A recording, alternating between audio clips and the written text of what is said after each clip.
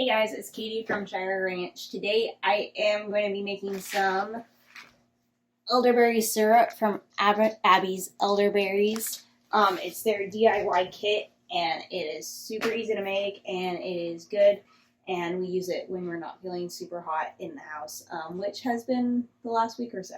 So we went through it, almost done with our previous batch, so we're going to make another batch today and I'm going to show you how we do it. So the first thing we'll need is like a small medium-sized pot and 4 cups of water, and try not to spill it everywhere.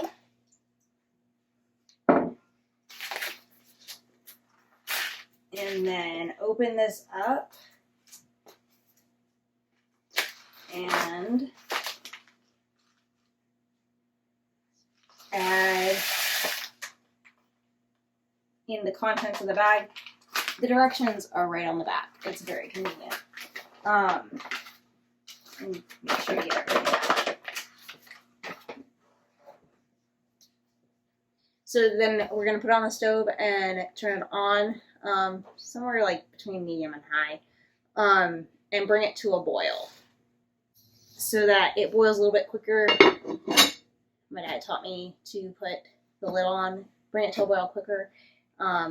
And once it comes to a boil, we're going to let it simmer for 20 to 30 minutes until we'll take off the lid, let it simmer for about 20-30 minutes.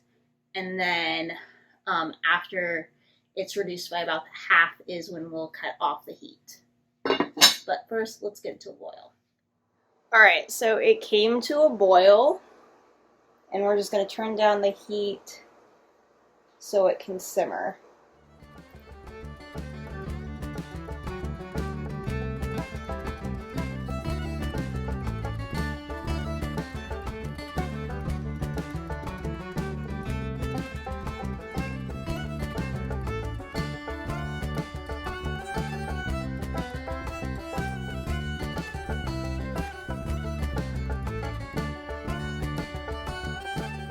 Alright, so while we have our elderberry syrup simmering, let's talk about how I use it. So I'm just going to talk about how I use it for my husband and I, because that's the only people who have used it so far. She is much too young to be worrying about this just yet. So for us, we will use it as a preventative. Like if we're going to be traveling, or if there's like a sickness that's kind of going around around James's work, or just something, we'll take a tablespoon daily before high exposure, or for like about a week at a time. And then we usually just forget and taper off. However, while we're sick, we will take about a teaspoon every hour that you're awake, or every hour that you're feeling kind of under the weather, until the symptoms are gone. And that has seemed to work well. I am just getting over a cold right now, and I started kind of taking it every hour when James was showing symptoms, but I wasn't. And then I thought I was in the clear, and then all of a sudden I wasn't. But I only was sick for like 2.5 days. So I think it definitely did help. So let's get back to making our syrup.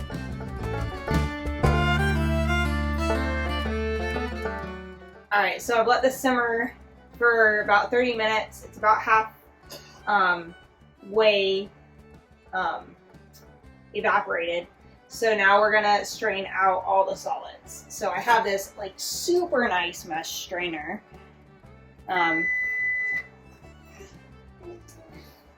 That I got from, I didn't get, it came when I married my husband. He had it. I think he got it from like Target or something. But it's super fine mesh and I love it. So let's get this going. So I've never liked just trying to pour it in and like hoping for the best. So what we're gonna do is ladle it.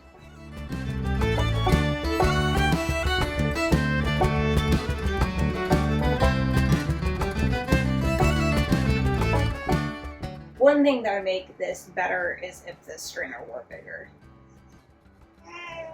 And you could also use like cheesecloth or something too. And at this point, I can pour it over.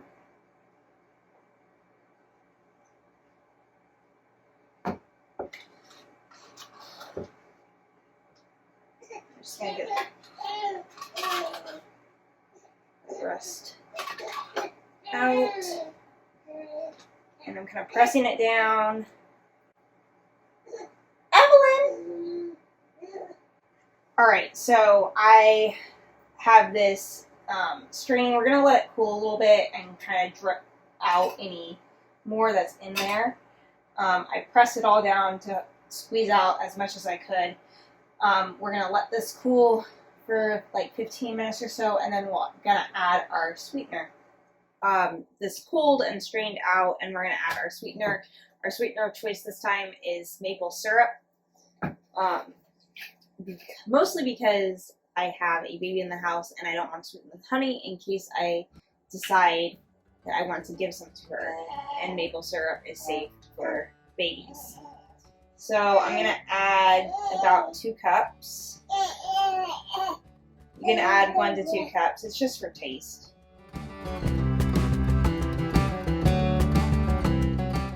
Alright, there we go.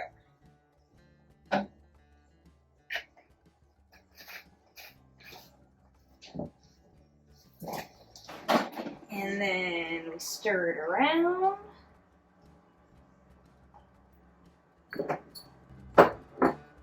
Grab our bottles that we're going to bottle into.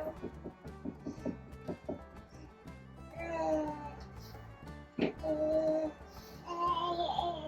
funnel. And pour.